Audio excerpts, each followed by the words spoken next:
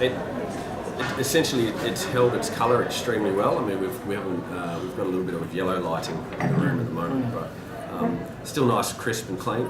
It's got a little bit of skin soaking with this wine to try and draw those methoxypyrazines out of the skin. A little bit of a cold soak, but then otherwise it's pressed. It's separated. The juice is separated quite quickly. We settle it right out. Fermentation is conducted in stainless steel. It is inoculated with. I typically like to use champagne isolated yeast. So there's EC 1118 and DV10, which are quite neutral fermenters. So I'm not trying to express anything more using the yeast, just trying to let the fruit speak for itself. It finishes ferment. I stop it kind of around about 5 grams per litre residual sugar. And if I need to do anything else, I'll add a little bit of residual sugar back just to fill out that palate. Because essentially it's more about the forward palate rather than the acidity of the back palate. And it just gives it another approach for matching wines. And it's holding together very, very well. Yeah. Last night, was that also from the same area? Or Yes. Yeah. So we do keep the back label now on the varietal series to state-based GIs or geographical indicators, and that simply gives us blending options. So this year, for instance, it was a little bit of a harder growing season for South Australia. They had a little bit more rain, a little bit more cooler temperatures. So to be able to just say it's all Adelaide Hills, we like to really bring in other parcels of fruit from elsewhere, just to be able to maintain that same standard. So. Right. Well, this is entirely from Adelaide Hills. This vintage is, yeah. What's everyone think? Yeah, good. It go quite nicely with the salad.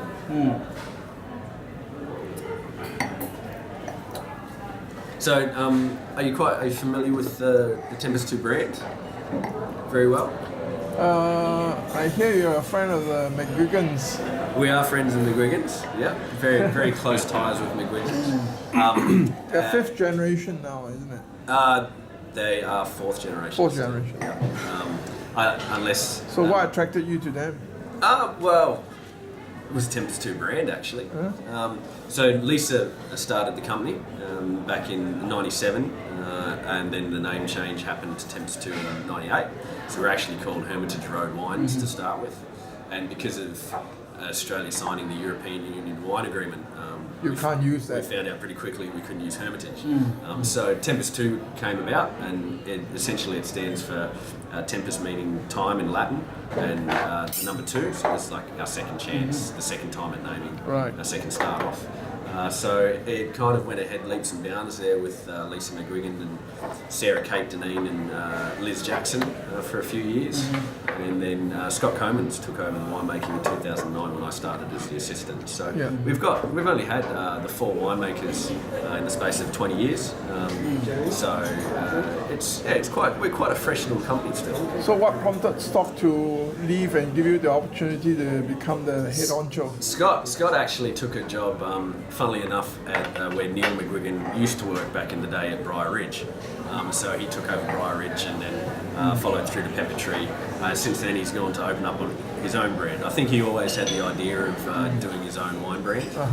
Now he finds himself down the road making his wines with Andrew Thomas, who's a very, very well-known winemaker in the Hunter Valley. Doing a great job. So he kind of went his way, and it opened up an opportunity for me to take the Tempest 2 head winemaker role, and brings me here so we can have this conversation.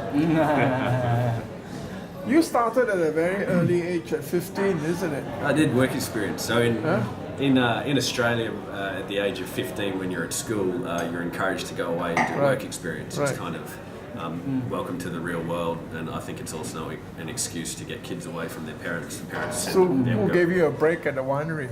Funnily enough, it was John Reynolds. So John Reynolds had a winery at the time, Reynolds at Yarraman. Joe still does a lot of consulting now.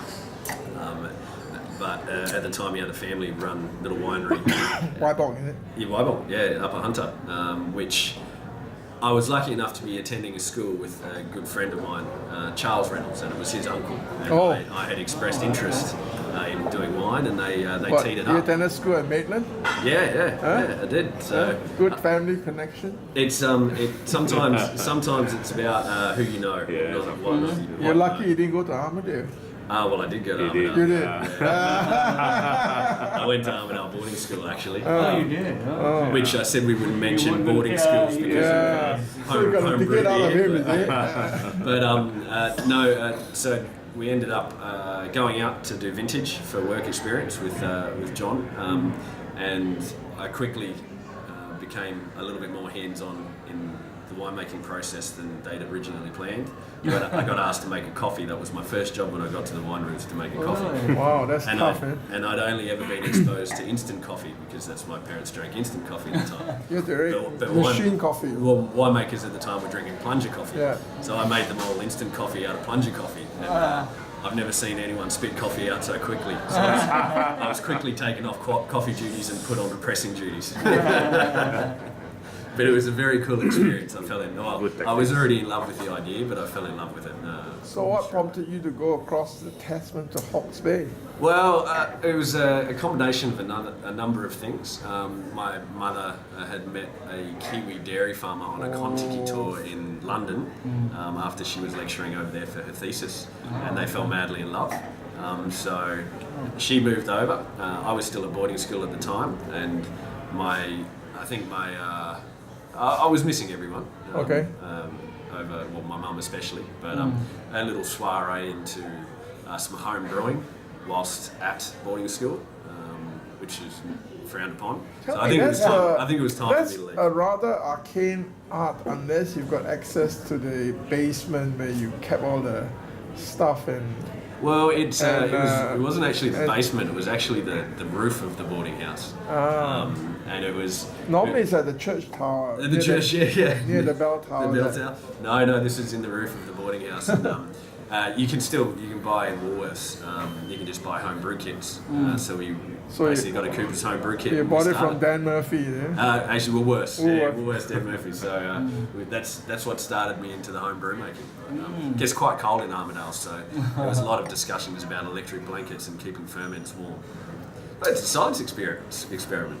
I don't think the teachers would have ever saw it that way, but anyway. And then found my way from Armadale over to New Zealand. Finished school in Cambridge and travelled down to Hawke's Bay to start studies. I took a little bit of time off studying and did a lot of work in cocktail bars and wine bars and a little bit of DJing. And You went to the East. Eastern Institute Eastern of Institute, Technology, EIT, Hawke's Bay, which is a great little place. Did they have an ornithological department for you to?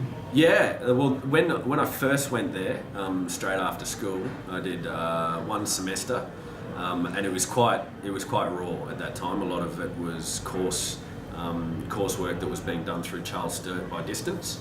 So you'd attend classes, but there wasn't a facility, a specialised facility at that time as such. I returned. They took it from Wagga Wagga. Yeah, they were running a sister program. Okay. So Wagga Wagga. They was got the name of it. multi-campus. Yeah, exactly. By 2004, they'd done a lot more work at the winery, at the EIT, building the winery and getting more facilities in place. So I went back then. So I had a bit of time away doing some dairy farming, managed a few bars and did a little bit of DJing, had a good time for a while. And then back into the studies. So That gives all the tips. Huh? yeah, and basically each year that I was studying at EIT, I tried to fit in at least 2 vintages in Australia and New Zealand. So I frequented Tyrrell's vineyard quite a bit, a little bit of time down in the Clare Valley. And also the church. There was a New Zealand vineyard that you did. Church Road. Yeah, Church Road. Church Road and Corbins, which were owned by Pernod Ricard. So very good practices in the cellar to learn from. Who was the winemaker there? Chris Scott. Okay. Still is. Okay. Yeah. We contact each other occasionally via email, but I've never been able to catch him in a room for long enough. He's a very busy man. What's the local rugby team like? Whereabouts in Colvin? No, Hawke's Bay. in Hawke's Bay. Very good. Yeah? I played for Havelock North. Oh, So I unfortunately still think I can play rugby. I don't think my body lets me as well. But played for a little bit for Havelock North. But the Hawke's Bay Magpies are a very strong rugby team. that's where Te Mata is, isn't it? Yes, Tamata, just around the road from Yeah. Craigie Range. And Craigie has got very nice scenic grounds. Craigie Range is a beautiful, beautiful grounds. That's done by American, isn't it?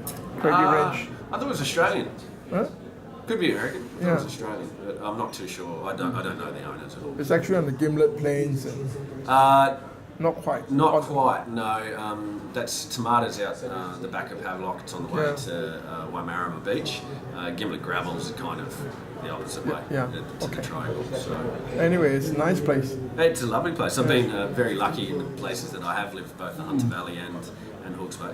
We went there, but we didn't actually get to the Otago Plains. I didn't make it down to the South Island. No, I did. Oh, you did? I didn't. No, I didn't. No. Yeah. Why not? Bannockburn sort of frightened me away. It's Yeah. a different Bannockburn from Australia. Yeah, yeah. But a lovely producer all the time. And have you been to Hunter Valley? Yeah, I've been to Hunter Valley. Yep. Yeah. Tempest too? Not as much as Barossa. Barossa? Yeah. Because there are a lot of big wineries in Barossa, There is. and so it's interesting. It's funny you say there's a lot of big wineries in Barossa because the Hunter Valley is more boutique than anything. We only make up around about 2 to 3%. No, the development of the Hunter Valley vineyards are actually quite different from the free settlers in South Australia because they all were good sort of stock out of Europe, you know. Yeah. Oh, it was Like the completely Huguenots and different. Yeah, absolutely, completely different. So the Hunter was planted first in 1825. more historical, the Hunter Valley. Yeah. Yeah. Andrew? June. June, pleased to meet you.